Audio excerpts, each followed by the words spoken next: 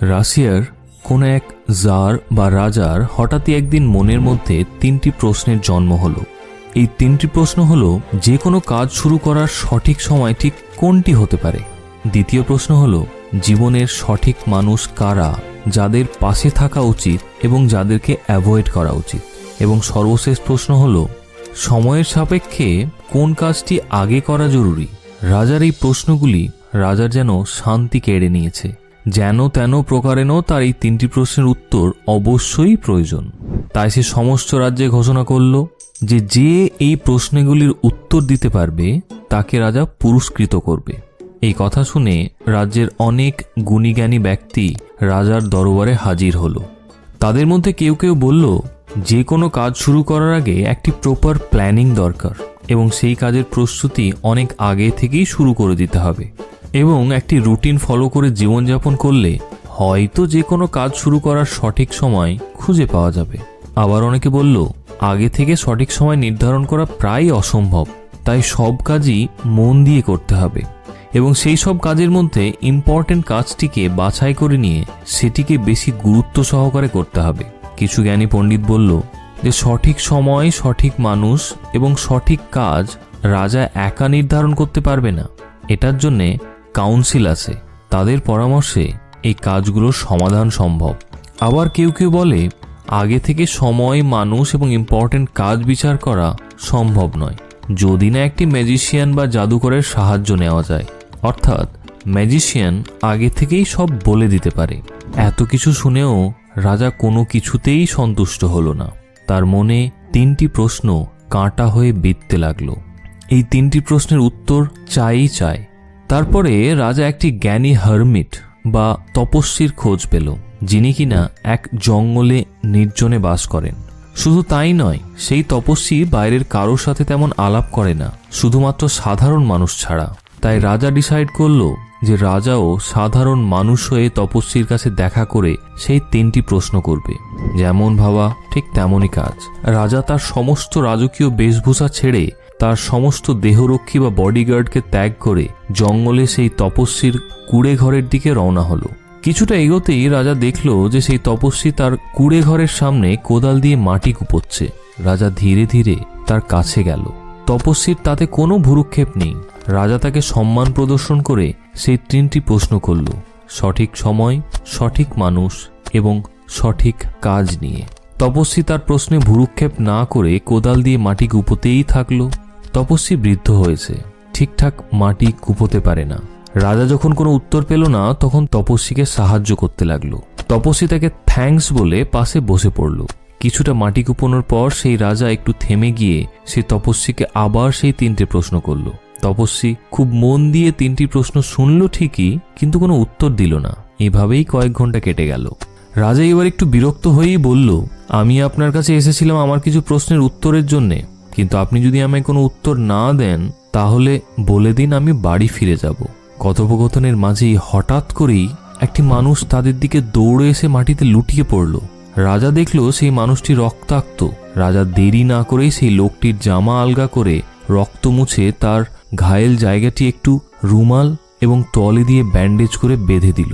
তারপর রক্ত থামলে সেই লোকটি হালকা নিজের জ্ঞান ফিরে পেল এবং জল পান করতে চাইল। রাজা সাথে সাথেই কুড়ে ঘর থেকে জল নিয়ে এসে সেই ব্যক্তিটিকে জলপান করিয়ে তাকে কাঁধে নিয়ে কুড়ে ঘরের একটি মাত্র খাটে আহত লোকটিকে শুইয়ে দিল। যেহেতু এখন প্রায় রাত, আর কোথাও যাওয়ার নেই, তাই রাজাও সেই কুড়ে ঘরের মেঝেতে ক্লান্ত হয়ে ঘুমিয়ে পড়ল। পরের দিন সকাল হলো। সে আহত লোকটির ঘুম ভাঙল, সাথে রাজাও ঘুম থেকে উঠল। সে আহত লোকটি তো রাজাকে দেখে চিনতে পেরে হতভম্ব। তারপর হাত জোর করে সেই লোকটি রাজার কাছে ক্ষমা ভিক্ষা করতে লাগলো। রাজা অবাক হয়ে বলল, আমি তোমায় চিনি না এবং তোমায় ক্ষমা দেওয়ার মতো কিছুই আমি জানি না। লোকটি এবার অকপটে স্বীকার করল যে আসলে রাজাকে হত্যা করার উদ্দেশ্যেই সেই জঙ্গলে লুকিয়েছিল। ব্যাপারটি হলো এইরকম যে কোনো এক সময় রাজা তার ভাইকে মৃত্যুদণ্ড দিয়ে তার সমস্ত সম্পত্তি বাজেয়াপ্ত করেছে এবং সেই প্রতিশোধ নিতেই এই লোকটি জঙ্গলে রাজার একাকিত্বের ফায়দা নিতেই তাকে হত্যা করার উদ্দেশ্যে লুকিয়েছিল। কিন্তু রাজার বডিগার্ড বা দেহরক্ষী সেটা বুঝতে পেরে তাদেরই হাতে লোকটি আহত হয় এবং শেষে এই রাজাই তার সেবা শুশ্রূষা করে প্রাণ বাঁচায়। যে রাজাকে সে আদতে হত্যা করতে এসেছিল। রাজাকে সে আরও বলে যে যদি রাজা তাকে একবার এবারের মতো ক্ষমা করে দেয় এবং একটি সুযোগ দেই, তাহলে সে সারা জীবন রাজার সেবায় নিজেকে নিমগ্ন করবে এবং নিজের জীবন দিয়ে হলেও রাজাকে সে সর্বদা রক্ষা করবে। সেই ব্যক্তির এইসব কথা শোনার পর রাজা তো বেজায় খুশি হলো, কারণ রাজা অনুধাবন করলো যে কত সহজে সে একজন শত্রুকে বিশ্বস্ত বন্ধুতে পরিণত করতে সক্ষম হয়েছে। এরপরে হাসি খুশি মনে কুঁড়েঘর থেকে বেরিয়ে এসে সে তপস্বীর কাছে গিয়ে তপস্বীকে আবার সে আগের প্রশ্নগুলির উত্তর দিতে বলে। তপস্বী কোনো উত্তর না দিয়ে গতকালের কুপনো মাটিতে বীজ বপন করেই চলেছে। রাজা বিরক্ত হলো। তপস্বী তাকে হাসি মুখে এবার উত্তর দিল। তপস্বী বলল যে বাবা, তুমি তোমার সমস্ত প্রশ্নের উত্তর অলরেডি পেয়ে গেছো, আর তো আমার উত্তর দেওয়ার মতো কিছুই নেই। রাজা বিস্মিত হলো। বিস্মিত হয়ে তপস্বীর দিকে চেয়ে রইল। তপস্বী বলেই চলল, বাবা, তুমি কি বুঝতে পারছো না যে কাল যদি তুমি আমার বার্ধক্যের দুর্বলতাকে না বুঝতে পারতে, তাহলে তুমি কোনো উত্তর না পেয়েই আমার কাছ থেকে চলে যেতে, আর সে আহত লোকটি যে তোমার অপেক্ষায় লুকিয়েছিল তোমায় হত্যা করার উদ্দেশ্যে, সে তোমায় হয়তো হত্যাও করতে পারত।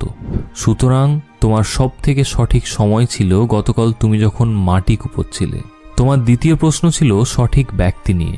তাহলে ভেবে দেখো, গতকাল আমি তোমার জীবনের সব থেকে বেশি ইম্পর্টেন্ট ব্যক্তি ছিলাম বলেই হয়তো তুমি এত বড় বিপদ থেকে বেঁচে গেছো। এবং তোমার শেষ প্রশ্ন সঠিক কাজ বা সঠিক সিদ্ধান্ত নিয়ে।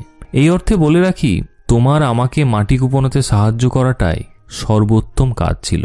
শুধু তাই নয়, যখন মানুষটি তোমার কাছে দৌড়ে এলো, তখন তোমার সর্বোত্তম সময় হলো যে তুমি মানুষটির সেবায় নিজেকে অর্পণ করলে। যদি তুমি তাকে সেবা শুশ্রূষা করে সুস্থ না করে তুলতে, তাহলে হয়তো মানুষটি তোমার সাথে বোঝাপড়া করার আগেই মরে যেত।